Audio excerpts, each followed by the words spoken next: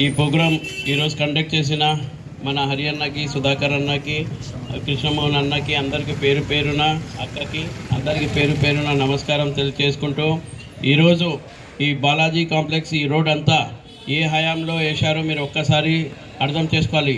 ఫారూక్ గారు మంత్రి ఉన్నప్పుడు ప్రతి ఈ బాలాజీ కాంప్లెక్స్ ఈ రోడ్ అంతా వేసిందే మన తెలుగుదేశం ప్రభుత్వంలో ఫారూక్ గారి హయాంలోనే. మీరు ఒక్కటి అర్థం చేసుకోవాలి. మీరు చూస్తున్నారు ఇక్కడ ఎన్టీఆర్ కాంప్లెక్స్ ఎవరు వేశారండి? ఎవరు వేశారు? తెలుగుదేశం గవర్నమెంట్లో ఫారూక్ గారి హయాంలో వేశారు. ఈరోజు ఏం చేస్తున్నారు? వాళ్ళు పోస్టర్లు వేసుకుంటున్నారు. కాంప్లెక్స్లో మీరు ఒక్కసారి చూడండి, నేను సిద్ధమని పోస్టర్లు వేసుకుంటున్నారు.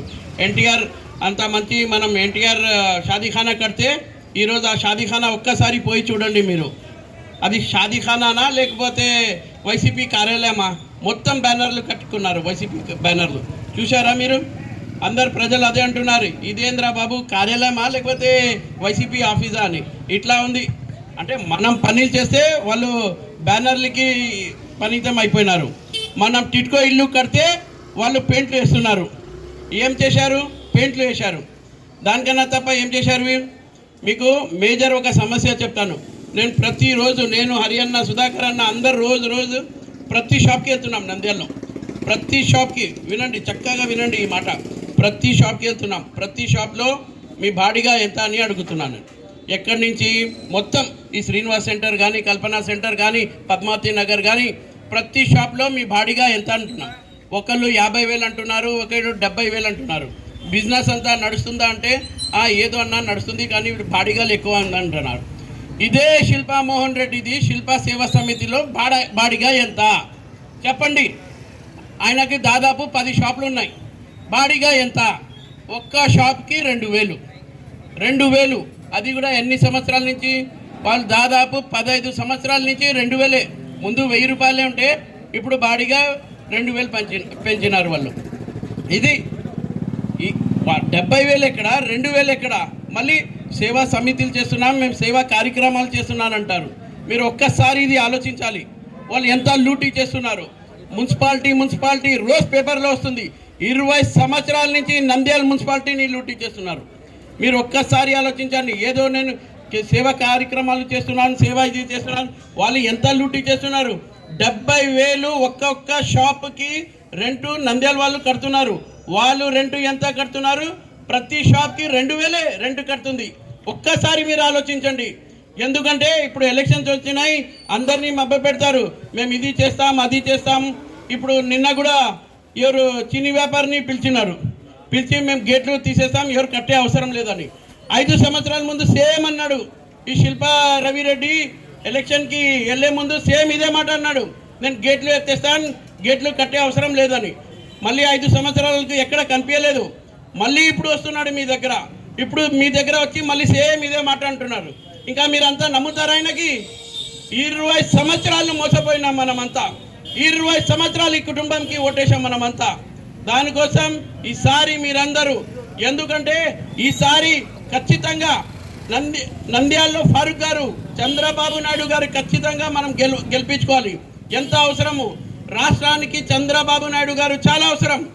ఎందుకంటే ఒకవేళ మనం మళ్ళీ తప్పు చేశామంటే ఈ జగన్మోహన్ రెడ్డి మళ్ళీ రాష్ట్రాన్ని అమ్మేస్తాడు. ఏం లేదు ఆంధ్రప్రదేశ్లో, ఒక కంపెనీ లేదు, ఒక ఇండస్ట్రీ లేదు. ఏదైనా సాఫ్ట్వేర్ ఇండస్ట్రీ, మన పిల్లలు ఎక్కడైనా జాబ్ చేసుకుంటారంటే అది కూడా లేదు మన దగ్గర. మన పిల్లలు ఎక్కడ జాబ్ చేసుకుంటున్నారు? హైదరాబాద్లో, బెంగళూరులో, లేకపోతే చెన్నైలో. ఎవరన్నా విజయవాడలో, వైజాగ్లో, లేకపోతే గుంటూరులో జాబ్ చేస్తున్నారా? ఒక్కసారి ఆలోచించండి మీరంతా. ఏమన్నా డెవలప్మెంట్ ఉందా? ఏం డెవలప్మెంట్ లేదు. ఎవరు సంపాదిస్తున్నారు? వైసీపీ నాయకులు, వైసీపీ కౌన్సిలర్లు. ఎవరన్నా మీ ఏదన్నా పని ఉండాలంటే వైసీపీ కౌన్సిలర్ని ఆయన దగ్గర తీసుకువెళ్ళాలి, మళ్ళీ ఆయన కమిషన్ తినిపించాలి. కరెక్టే కదా? ఆయనకు వెళ్ళడం కోసం ఒకటి. ఇప్పుడు కొత్తగా నేర్చుకున్నారు, కొత్త స్కీమ్ నేర్చుకున్నారు. ఏంటంటే వీళ్ళకి రియల్ ఎస్టేట్ బిజినెస్ చేయడం అలవాటు. ఏంది ల్యాండ్ ఎట్లా అమ్మాలో వాళ్ళకి బాగా తెలుసు. ఎక్కడో కొండ ఉన్న ల్యాండ్ కూడా వాళ్ళు అమ్మేస్తారు. అట్లానే నంద్యాలలో ఇప్పుడు ఎలక్షన్స్ వచ్చినాయి, వాళ్ళ దగ్గర కొంతమంది కార్యకర్తలు ఉంటారు. వాళ్ళకి ఇదే పని, వాళ్ళకి టార్గెట్ ఇస్తారు, ఈ వాటి నుంచి ఇంత తీసుకురా, ఆ వాటి నుంచి ఇంతమందిని తీసుకురా అని. ఇప్పుడు చేస్తుంది అదే వాళ్ళంతా. పోతారు, కూర్చోబెడతారు, నీకు 10,000 ఇస్తాను, నీకు 20,000 ఇస్తాను, రండి శిల్పా గారు అంటారు. 4 మందిని ఫోటో తీశారు, 30 కుటుంబాలు, 300 కుటుంబాలు, 400 కుటుంబాలు అంటారు. అంటే నలుగురు వస్తే కూడా నీకు 300 కుటుంబాలు కనిపించినాయి. ఇది ఎక్కడ రాజకీయం అంటున్నావు? ప్రజలు చూసి చూసి చూసి ఇంకా అలవాటు అయిపోయింది. శిల్ప చేసేది ఏం లేదు, ఫోటోలు దిగుతాడు, ఇన్ని కుటుంబాలు అన్ని కలిసిపోయినా అని అంటాడు. దానికోసం వీళ్ళకి నమ్మకండి ఈసారి. ఎందుకంటే 5 సంవత్సరాలు కాదు, 10 సంవత్సరాలు కాదు, 20 సంవత్సరాలు ఆయన ఓటేశారు. ఈసారి మీరు తప్పు చేస్తారా? ఈసారి అవకాశం ఇవ్వండి తెలుగుదేశం ప్రభుత్వాన్ని. మేము చూపిస్తాను అభివృద్ధి ఏందో. ఇంత చిన్న రోడ్ వేసి ఇంత పెద్ద శిలా పథకం వేసుకుంటాడు ఈ రవిచంద్ర రెడ్డి. పని తక్కువ, సెల్ఫ్ డబ్బా ఎక్కువ. ఏమన్నా ఎక్కువ మాట్లాడితే వాళ్ళది పేటీఎం బ్యాచ్ ఉంటుంది. ఏం చేశారు? నిన్న కూడా నేను ఒక శిల్పా రవిచంద్ర రెడ్డి ఏదో ఒక ఇది చూశాను. అంటే పవన్ కళ్యాణ్ని తిడతావు, చంద్రబాబు నాయుడుని తిడతావు, లేకపోతే లోకేష్ని తిడతావు. ఫస్ట్ మన నంద్యాల కాన్స్టిట్యున్సీలో మీ వాళ్ళే చెప్తున్నారు నువ్వు పెద్ద విధవా అని.